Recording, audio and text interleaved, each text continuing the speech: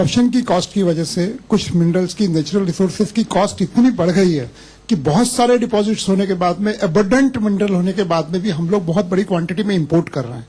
Corporate ये सोचते हैं कि आज इंपोर्ट करने में हमें कोई झंझट नहीं है, किसी तरह की कम से कम 10 एजेंसी से हम बच सकते हैं, और वो आज हमारा मिडिल ईस्ट को हम लोग फ्लरिश कर रहे हैं, हम लोग इंडोनेशिया को फ्लरिश कर रहे हैं। बहुत सारे ऐसे मिनरल जो हमारे एबंडेंट अवेलेबल है वो हम लोग लार्ज क्वांटिटी में इंपोर्ट कर रहे हैं। इसका भी हमारी करेंसी पे, हमारी बाकी चीजों, सब चीजों पे इफेक्ट पड़ रहा है। हम कोल प्रोड्यूस करते हैं, गवर्नमेंट कोल पे ऑलरेडी रॉयल्टी चार्ज करती है। इतनी हैवी रॉयल्टी होने के बाद में नहीं, तो फिर आपका सुझाव क्या है कि नहीं, हमारा सुझाव यह है कि आज गवर्नमेंट के पास में कंपैरिजन के लिए गवर्नमेंट ऑर्गेनाइजेशन और फॉरवर्ड प्राइवेट ऑर्गेनाइजेशन दोनों है। आज एनटीपीसी भी पावर प्रोड्यूस करती है, कोल जलाती है, और प्राइवेट प्रोड्यूसर भी पावर प्रोड्यूस करते हैं। आप दोनों का कंपैरिजन कीजिए। आज कॉस्ट में, वर्ल्ड वाइड पैरामीटर्स में इतनी ट्रांसपेरेंसी है कि प्राइवेट सेक्टर के आने से ही सारी चीजें शुरू हो गई हैं, और पॉलिटिकल लोगों का ऐसा है। देखिए, तो आपका कहना यह है कि auction is a good system, लेकिन उसको आप लेयर ओवर करिए with all these other parameters जो कि सरकार को अवेलेबल है डिसीजन मेकिंग। डेफिनेटली, लेकिन जैसे वो पैनल में भी वही बात कही कि कॉस्ट का भी ध्यान रखना चाहिए। जी, कंज्यूमर कॉस्ट, एंड कॉस्ट बहुत जरूरी है, कॉस्ट का ध्यान रखना बहुत जरूरी। जी, चौथा पॉइंट जो है वो बड़ा सिंपल पॉइंट है, लेकिन बहुत ही मुश्किल है इंप्लीमेंट करना, और ये लैंड से जुड़ा हुआ है, रियल एस्टेट से जुड़ा हुआ है। हमारा रिकमेंडेशन है कि अगर आप सर्कल रेट को मार्केट रेट के साथ जोड़ दें, एक कर दें, तो जो धांधली लैंड में होती है, जो ब्लैक मनी लैंड में जनरेट होता है, वो एकदम खत्म हो सकता है। तो बड़ा सिंपल मूव है, लेकिन शायद इतना सिंपल है कि करना बड़ा मुश्किल हो जाता है। डॉक्टर बेदी, कई स्टेट्स ने अपने लैंड रिकॉर्ड्स को डिजिटाइज करके इंटरनेट पे डाल दिया। आप ट्रैक कर सकते हैं वो लैंड के प्लॉट को, हाउसेस तक कर दिया, ट्रैफिक के लिए उन्होंने डिजिटाइज कर दिया। कई स्टेट्स पीछे रह गए। जब तक इसको एक नेशनल मुद्दा नहीं बनाएंगे, तब तक आप ये कोई भी जमीन या घर इंटरनेट से नहीं खरीद सकते। आज मैंने खुद, जब मेरी पोस्टिंग बाहर हो रही थी, इधर दिल्ली बैठे इंग्लैंड में एक हाउस किराए पर लिया, और उस पर क्लियरली लिखा था इतना पैसा है, तो मैंने वो चेक से ट्रांसफर किया। इतनी पारदर्शिता है कि आप किराया लेने के लिए भी इंटरनेट पे जा सकते हैं, जमीन खरीदने के लिए भी जा सकते हैं, और जब आप कचहरी में वहां जाते हैं और अगर कोई दूसरा ज्यादा पेमेंट देने वाला है, ये जमीन उसको जाएगी, ना कि मुझे। दैट मीन सरकार को या प्राइवेट को पूरा बेनिफिट मिल रहा है। ये आज हिंदुस्तान दुनिया भर को सॉफ्टवेयर एक्सपोर्ट करता है, अपने लिए क्यों नहीं इस्तेमाल करता, लैंड रिकॉर्ड्स के लिए। और मेरा विश्वास है कि जिस दिन हमने ये लैंड रिकॉर्ड्स को सही कर लिया, हार्ड प्रॉपर्टी का खरीदना ठीक कर दिया, इस देश के पास सरप्लस बजट होगा, कोई पैसे की कमी नहीं होगी। जो पैसा अंडर जाता है, छिपा रहता है, वो उभर के आ जाएगा, और गरीब के पास गरीब के प्रोग्राम्स में कोई कमी नहीं होगी। प्रोफेसर गुप्ता, ये शायद आप भी मानेंगे कि मेजर तो बहुत जरूरी है, लेकिन होता नहीं है क्योंकि इसमें वेस्टेड इंटरेस्ट इतना इन्वॉल्व है। जी हाँ, एक तो है लैंड रिकॉर्ड जो खेडूत लोगों के लिए बहुत जरूरी है, क्योंकि वो जब जमीन छोड़ के नौकरी करने जाते हैं दिल्ली या बॉम्बे, तो पता नहीं जमीन रहेगी कि नहीं, कोई हड़प तो नहीं कर लेगा, इसलिए लैंड रिकॉर्ड्स को इंटरनेट में रखना बहुत जरूरी है। पर आप जो कह रहे थे सर्कल रेट और मार्केट रेट, ये तो एकदम अनिवार्य है, एकदम इमीडिएटली होना चाहिए। आप खुद सोचिए 20 या 30 साल पहले ये मुद्दा उठता ही नहीं, क्योंकि सर्कल और मार्केट रेट एक ही था। अब ये 30 साल में जो हुआ है ये गलत हुआ है, इसको ठीक करना चाहिए। ऐसा तो नहीं है ठीक नहीं हो सकता, एक जमाने ठीक था, क्यों खराब हो गया। सोचिए, भ्रष्टाचार का मूल कारण लैंड और रियल एस्टेट है। अगर लैंड और रियल एस्टेट पे आप कब्जा रखें तो भ्रष्टाचार को बहुत मतलब काफी हद तक आप उसको रिड्यूस कर पाएंगे। धीरज, एक बड़ा सिंपल सा रिकमेंडेशन है, मेरे हिसाब से तो शायद इसमें लॉ की भी जरूरत नहीं है, सिर्फ एक एग्जीक्यूटिव ऑर्डर से शायद इसको किया जा सकता है। तो इसलिए तो हमने डाला है इसको प्रधानमंत्री के एजेंडा में, क्योंकि ये सबसे ऊपर से ही हो सकता है, ये नीचे से नहीं होगा। और इसलिए प्रधानमंत्री, और बहुत ही आसान है, 30 दिन, 40 दिन, 50 दिन में कर सकते हैं। एक ही ऑर्डर की जरूरत है, एग्जीक्यूटिव ऑर्डर, कोई पार्लियामेंट जाने की जरूरत नहीं, कोई लेजिस्लेटिव जाने की जरूरत नहीं। और एक बार कर दिया तो लोग ऑटोमेटिकली, सिटीजन जो हैं, बेनिफिट देखेंगे। और मेरा सुझाव है डॉक्टर बेदी से, ये मुद्दा भी आप उठाएं अपनी एंटी करप्शन मूवमेंट। मतलब हम एजिटेशन पर ही रहे। नहीं, ये भी सुझाव अच्छा है कि प्रधानमंत्री तो अभी शायद 6 महीने बाद आएंगे अगले प्रधानमंत्री, लेकिन मुद्दा आप तो अभी भी उठा सकती है। एक ब्रेक में जाने से पहले फिर बताऊंगा आपको कि हमारी वेबसाइट है thinkindia.in.com, वहां जाइए, अपने सुझाव हमें दीजिए, और अभी के लिए हमारे साथ ही रहिए। हमें छोटी सी ब्रेक के बाद वापस आएंगे।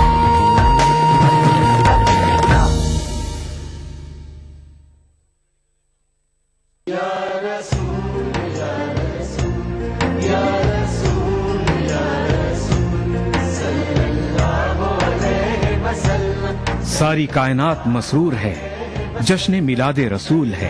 ऐ नबियों के सरदार, निगाह इश्क व मस्ती में वही अव्वल वही आखिर, वही कुरआन वही फुरकान, वही यासीन वही ताहा। मैं आया तेरे दरबार, मैं आया तेरे दरबार, मेरी तुझ पे इंसानियत के लिए मोहसिन इंसानियत का पैगाम सीरत रसूल के मुख्तलिफ गोशों का अहाता करता हुआ लाइव फोन इन प्रोग्राम, हुब्बे नबी से सरशार नातों का हसीन गुलदस्ता, जश्न मिलादुन नबी, हर पीर से जुमा रात 10:30 बजे सिर्फ ईटीवी उर्दू पर। जिंदगी के इस सफर में सच्चाई हमारी हमसफर हो। हम दिखाते हैं वही खबर जो समाज के लिए हो आईना। गैर जानिबदारी हमारा शिवा। खबर वही जिस पर हो आपको एतबार। देखिए खबरनामा इन औकात पर।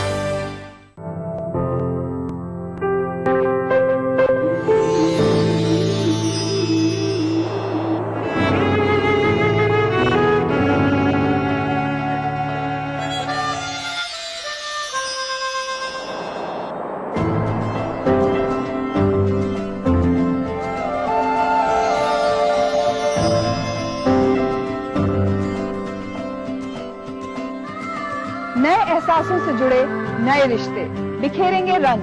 जिंदगी लाइव सीजन 5 इतवार दोपहर 12 बजे और शनिवार दोपहर 12:30 बजे।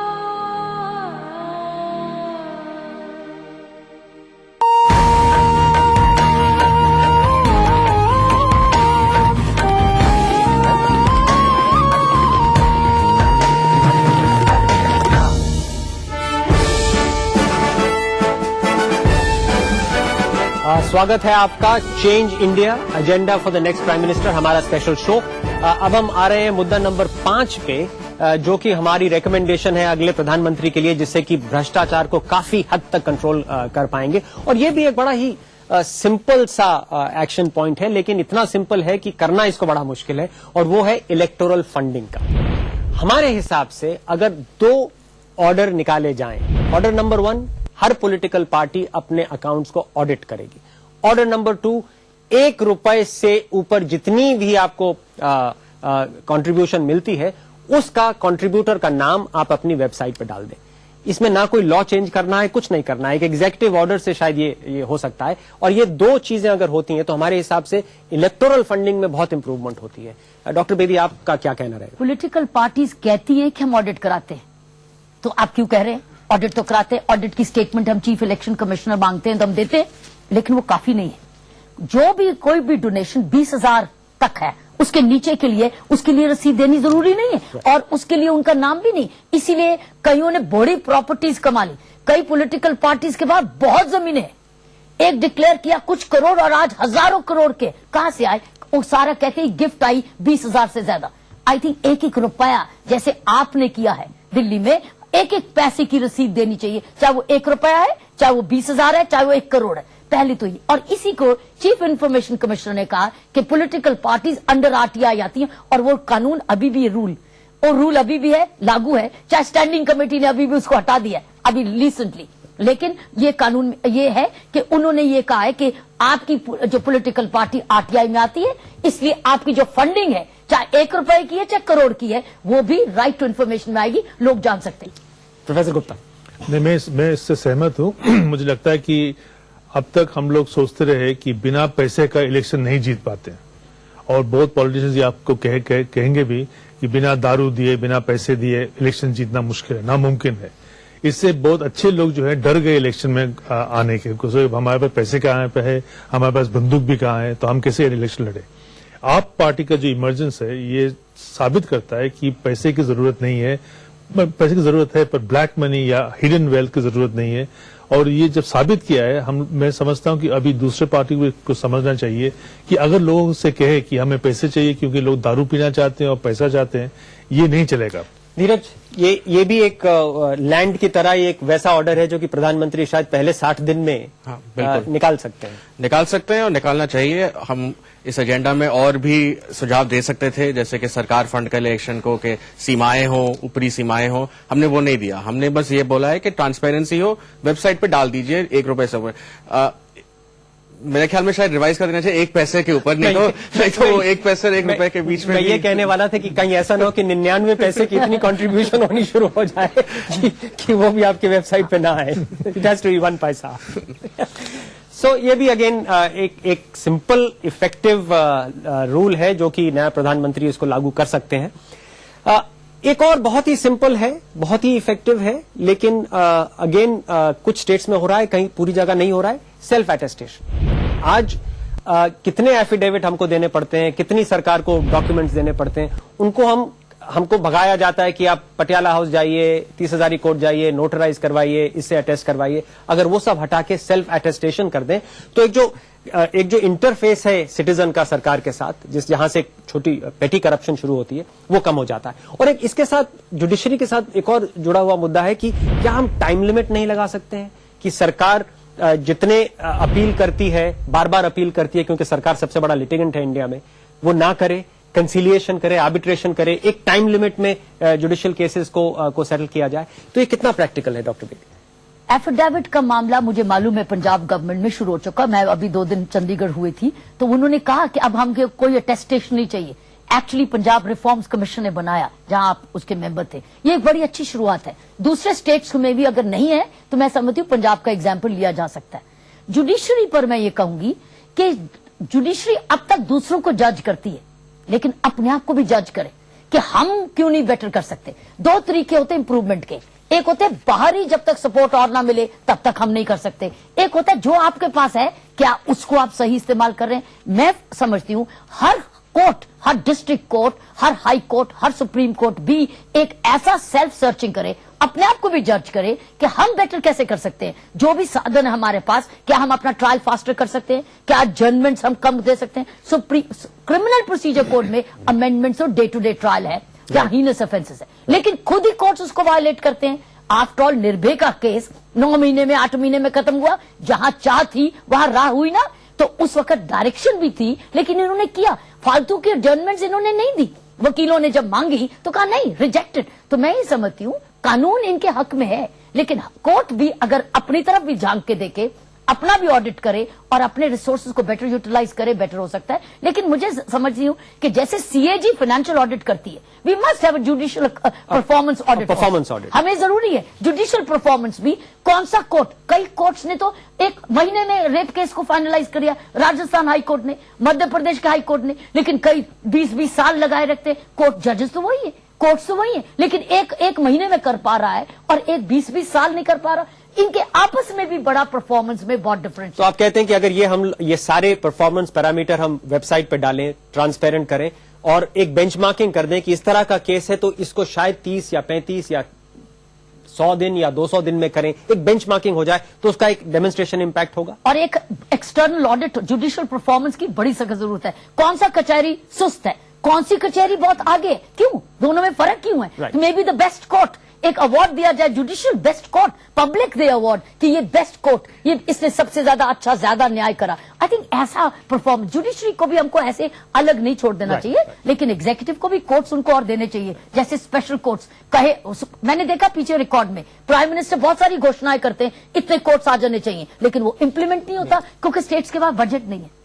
प्रोफेसर गुप्ता, आपको लगता है कि ये इसका अगर ये बेंचमार्किंग होती है, अगर लेवल ऑफ अपील्स हम काट के सिर्फ कहते हैं कि सरकार सिर्फ 2 बार अपील करेगी, अगर हम कहते हैं कि ये जैसे आपने बोला कि परफॉर्मेंस ऑडिट होगा और उसका ट्रांसपेरेंटली वेबसाइट वगैरह पे जाएगा, तो उसका डेमोन्स्ट्रेशन इंपैक्ट होगा? जरूर होएगा, क्योंकि अगर हम वेबसाइट पे डाल दें, अगर बेंचमार्क भी करें जैसे आप कह रहे हैं, तो आपको फिर जस्टिफाई करना पड़ेगा कि किस कारण से हम इस बेंचमार्क को वायलेट किए, ये बताना पड़ेगा। ये न कैसे ये बेंचमार्क 6 महीने के आपने 1.5 साल लगा दिया, 2 साल लगा दिया, कोई क्वेश्चन नहीं होगी। इसलिए जो डॉक्टर बेदी कह रही है जुडिशियल रिव्यू बहुत जरूरी है। एफिडेविट के बारे में मैं ये और कहना चाहता हूं कि एफिडेविट सिर्फ कुछ एरिया में जरूरी है बाय लॉ, बाकी जो एफिडेविट हम लोग करते रहते हैं हर रोज वो लीगल नहीं है, वो सिर्फ ऑफिशियल लोग अपने ईगो के लिए हम लोग ने सुपर स्ट्रक्चर बनाया हुआ है, ऊपर से सुपर स्ट्रक्चर बनाया, वो जरूरी नहीं है। इसलिए पंजाब गवर्नेंस कमीशन जो जिक्र हो रही थी, उन्होंने सबको निकाल दिया। मेरे ख्याल से अकाली दल ने जीता इस बार सिर्फ इस पॉइंट पे, सिटीजन्स चार्टर पे, और citizens charter is a very important thing. आम जनता को फायदा होता है उससे आप इलेक्शन में जीत सकते हैं, ये अभी लोगों को समझना चाहिए। अब जब आप आ गए पार्टी में पावर में, इट शोज सिटीजन चार्टर में सबसे बड़ी चीज क्या है कि एक टाइम लिमिट है फॉर डिलीवरी ऑफ सर्विसेज। अगर आपने सर्विस डिलीवर नहीं किया इस टाइम लिमिट में, तो आप पे फाइन लगेगा 500 रुपया का पर डे। राइट, इस तरह का एक फाइन लगना चाहिए। अब जुडिशरी न्यायालयों का यही हाल है कि आजकल वो सरकार के बिजनेस में ज्यादा दखल दे रहे हैं और अपने काम कम कर रहे हैं। जस्टिस ज्यादा दें, जो सरकार का काम है वो सरकार को करना दें, और दूसरा कम छुट्टी लें। इतनी ज्यादा छुट्टी जितना इंडियन जुडिशरी लेता है और कोई नहीं लेता। ये वेकेशन की बात जो ये तो बल्कि आम आदमी का बहुत ज्यादा डिमांड होनी चाहिए कि फ्राइडे रात को अगर आप किसी को अरेस्ट करते हैं तो उसका court of appeal Monday morning को जाके होता है, और फिर लॉन्ग समर में रिसेस होता है, विंटर में रिसेस होता है। जब इतना बैकलॉग है केसेस का, जब इतना प्रेशर है, तो इन सबको कम करना चाहिए जजेस को। ऑफ कोर्स मांगे सरकार से कि और जजेस दें और बजट दें, इसमें कोई आपत्ति नहीं है, लेकिन जब तक ना मिले उनकी भी रिस्पॉन्सिबिलिटी बनती है कि केसेस जस्टिस टाइम पे डिलीवर हो। तो ये हमने देखा कि जजमेंट भी 20 पन्ने के होने चाहिए। जी, ये जरूरी। मुझे लगता है कि स्टेनोटाइपिस्ट सेक्रेटरी जो है जजेस के, उनको निकाल दीजिए, उनको कोई और काम दीजिए, जजेस को अपना आप काम लिखना पड़े, तो 20 पन्ने के ज्यादा नहीं होगा। नहीं, ये बात सही है, क्योंकि मुद्दा जो लॉ का होता है वो तो शायद 10-15 पेजेस का होता है या 20 पेजेस का होता है। बाकी तो एफिडेविट्स में से जो डिटेल होती है वो वही जजमेंट्स में डाल दी जाती है। अपना थियोरी भी लगाते हैं हिंदू वे ऑफ लाइफ क्या है, औरतों की किस तरह से व्यवहार करना चाहिए, जबकि आपका कोर्ट केस में ये पॉइंट ऑफ लॉ तो कुछ है नहीं उसमें, है नहीं। आप कुछ कह रहे हैं? पार्लियामेंट जुडिशियल अकाउंटेबिलिटी बिल ला रही है, लेकिन उसमें जुडिशियल ऑडिट परफॉर्मेंस नहीं है, शिकायतों के ऊपर है जजेस की। लेकिन अगर परफॉर्मेंस है वो नहीं समझी जा रही। मैं समझती हूँ परफॉर्मेंस ऑडिट, इसलिए पैकेज ऑफ जुडिशियल रिफॉर्म्स जो भी नए प्रधानमंत्री आए, ये पैकेज करना पड़ेगा हमको, ताकि हमें ये बेटर जुडिशरी मिले। तो ये आपने सुना कि ये किस तरह से छोटे छोटे इंप्रूवमेंट से इतना भारी इंप्रूवमेंट करके आम आदमी की जिंदगी को काफी हद तक कन्वीनियंट किया जा सकता है। अभी हम एक छोटा सा ब्रेक लेते हैं। हमारी वेबसाइट पे जाइए thinkindia.in.com पे अपना कंट्रीब्यूशन दीजिए और वहीं बने रहिए, क्योंकि हम अभी वापस आते हैं आखिरी सेगमेंट में।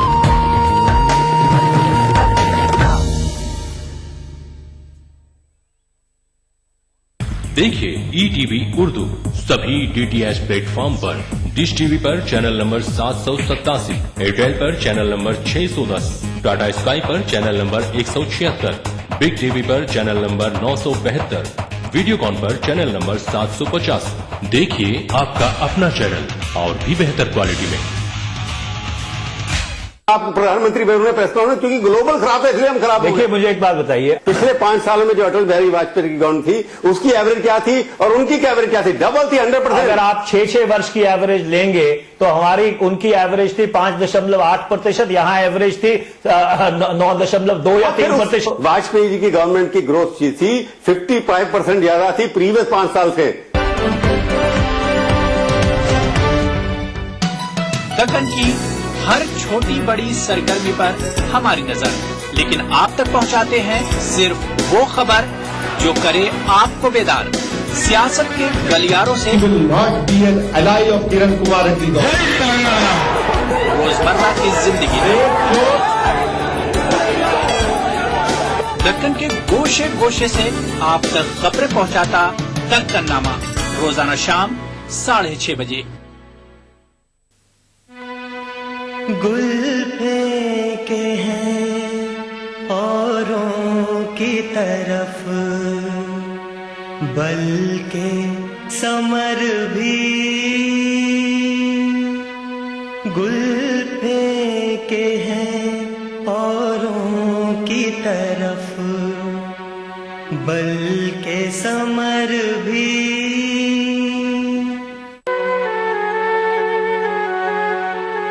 ऐ खाना बरंदाज़े चमन, कुछ तो इधर भी, ऐ खाना बरंदाज़े चमन, कुछ तो इधर भी।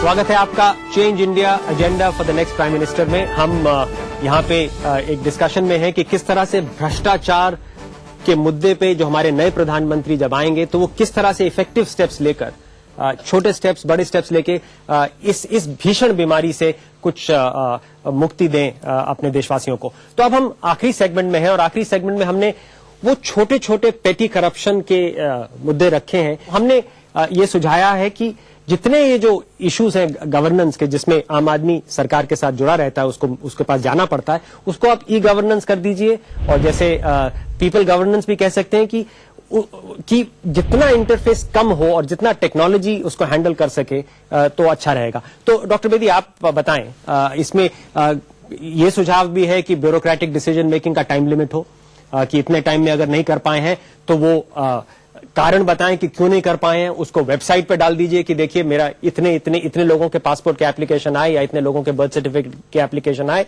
इतने नहीं हम कर पाए, क्यों नहीं कर पाए, फिर उसकी एक पेनल्टी हो, ऊपर वाले अफसर के पास फाइल जाए। इससे कितना इंप्रूवमेंट हो सकता है?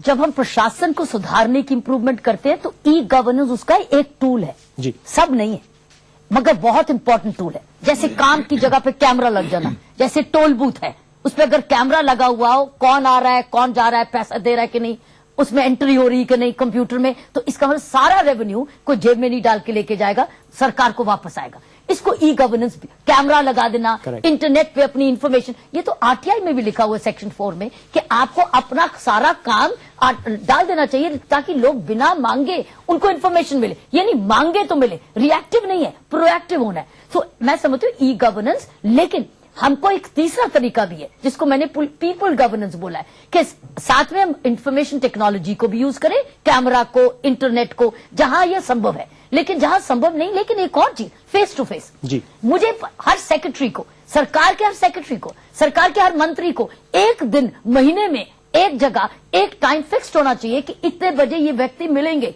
आपने कुछ पूछना तो आके पूछो, बात कुछ कहनी तो कहो, जिसको कहते हैं पर्सनल गवर्नेंस। और ये भी शायद पूरा रिकॉर्ड होनी चाहिए, ये इंटरेक्शन भी पूरी रिकॉर्ड होनी चाहिए। करेक्ट जी प्रोफेसर गुप्ता, ये छोटी छोटी चीजें हैं, लेकिन छोटी छोटी चीजों से ही मैक्सिमम लोगों का, क्योंकि मैक्सिमम लोगों का इंटरफेस तो यही होता है सरकार के साथ, काफी कन्वीनियंट लाइफ हो सकती है। इसलिए मैं समझता हूँ कि सिटीजन्स चार्टर बहुत जरूरी है, ताकि आप टाइम लिमिट दें, उसको वेब पे लगा दें और फिर आप लोग फिर जान जाएंगे क्या हो रहा है। जुडिशियल सिस्टम में, जिस हमने बात की थी थोड़ी देर पहले, मेरा ये कहना है सीसीटीवी कैमरा जो है पुलिस स्टेशन भी होना चाहिए जी, ताकि लोगों को पता लगे क्या क्या हो रहा है वहां पे पुलिस स्टेशन में।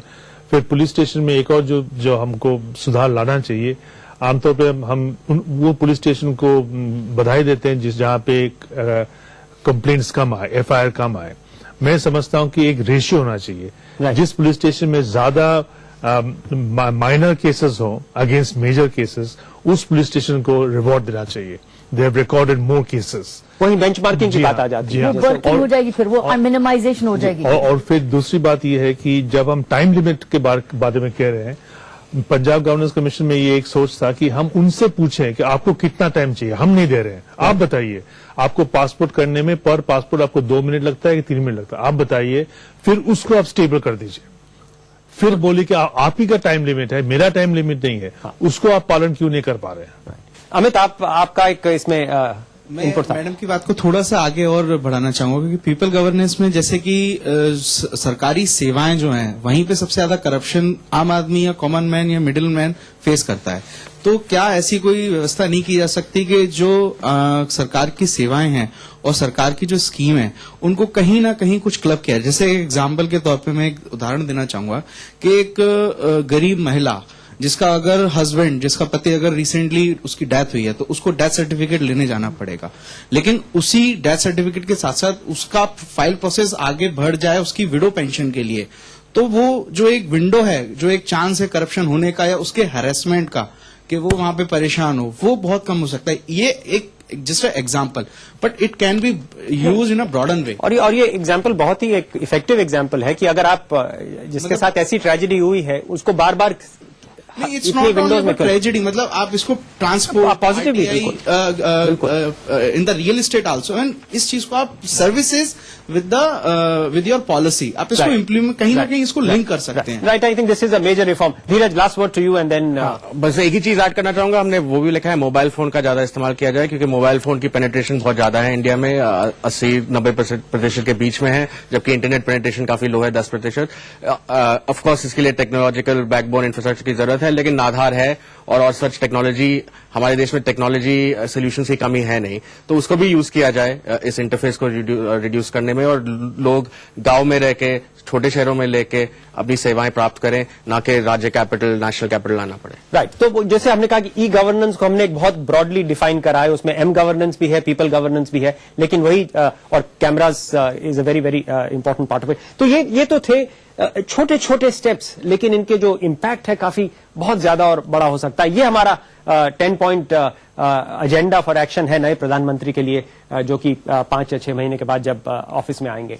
तो जाने से पहले देखते हैं एक रैप सॉन्ग जो चेंज इंडिया के लिए खास बनाया गया है, और इसे बनाया है कुंटल डे और ईपीआर ने। परिवर्तन का ये जमाना, you wanna change your country, एक प्रश्न तुम्हारे लिए, how will it be? A protest march, हाथ में हाथ, candle slick, we walk the road, पर क्या ये होता नहीं आसान? We can talk it out before dialogue, discourse, discuss, debate, एक idea turns to action, चलो हमारे देश को बदले, awareness की ये मंजिल हमारे विचारधारा से होगी ये हासिल, change is in the mind and that's where we begin, get inspired from the best minds, होगा नहीं कठिन, करें शुरू हम काम as we walk through an oblivion, we bring forth the change, the idea becomes India, India, India.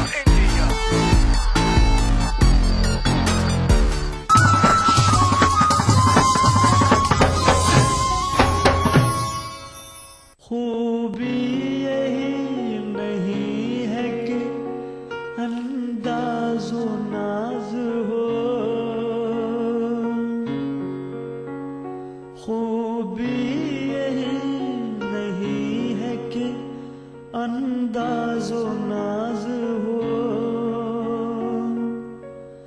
माशूक का है हुस्न अगर दिल नवाज हो,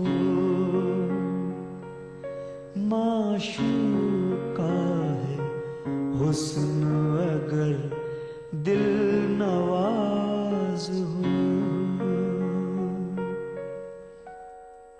या रसूल या रसूल या रसूल या रसूल सल्लल्लाहु अलैहि वसल्लम। सारी कायनात मसरूर है, जश्न मिलादे रसूल है, ऐ नबियों के सरदार, निगाहे इश्क व मस्ती में वही अव्वल वही आखिर, वही कुरआन वही फुरकान, वही यासीन वही ताहा।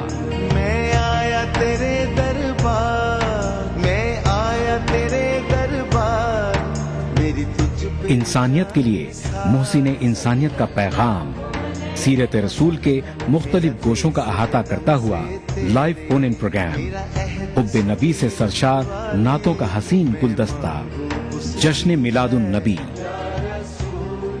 हर पीर से जुमा रात 10:30 बजे सिर्फ ETV उर्दू पर।